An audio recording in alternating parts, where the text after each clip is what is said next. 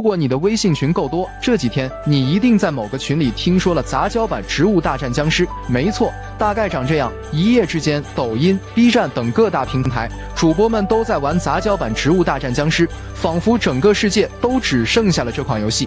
这游戏真的这么好玩吗？它到底是怎么火起来的？先说结论，是真好玩。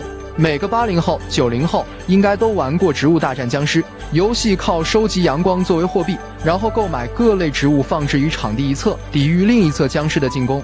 植物的放置需要玩家搭配组合才能抵挡住各类不同僵尸的进攻。原版游戏的门槛很低，不管是谁接触一下都能快速上手游戏。而这次的杂交版将原版中的不同植物进行了杂交，一下子多出了许多传新的植物种类，比如这个土豆加脓泡。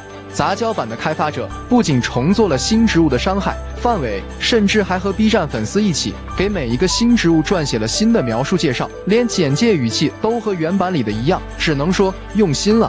而被网友不断造梗成神的大喷菇，那句吸收了过多的蛋白质，相信各位聪明的玩家都能懂了吧？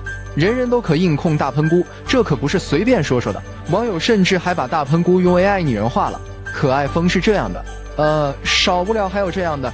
我成功的从质疑大喷菇变成了理解大喷菇。而另一边，除了植物杂交外，开发者把僵尸也杂交了，比如气球舞王僵尸，还有比原来更可怕的 BOSS 僵尸武装嘎冈特尔。杂交版在玩法上其实没有创新，只是将原来的玩法进行了融合，创造出了新的东西。因此，对于玩过原版的玩家来说，杂交版的上手难度可以说是门槛。游戏固然好玩，但杂交版的难度也一点也不低。虽然你有了更牛逼的植物，但僵尸也变得比原来更强了。植物摆放位置和顺序稍有不慎，就会被满屏的僵尸一波带走。值得一提的是，这次的魔改杂交版《植物大战僵尸》是一位00后开发者潜艇尾尾迷花费了7年时间打磨完成的。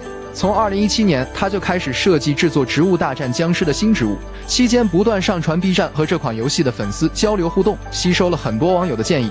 可以这么说，杂交版《植物大战僵尸》离不开广大游戏粉丝的集体创作。更暖心的是，作者从没有想着从这款游戏里赚钱，在 B 站更是公开免费开源，提供游戏的下载安装包。目前游戏支持 PC、手机、平板，还有防闪退和修改器，一起来玩大喷菇吧！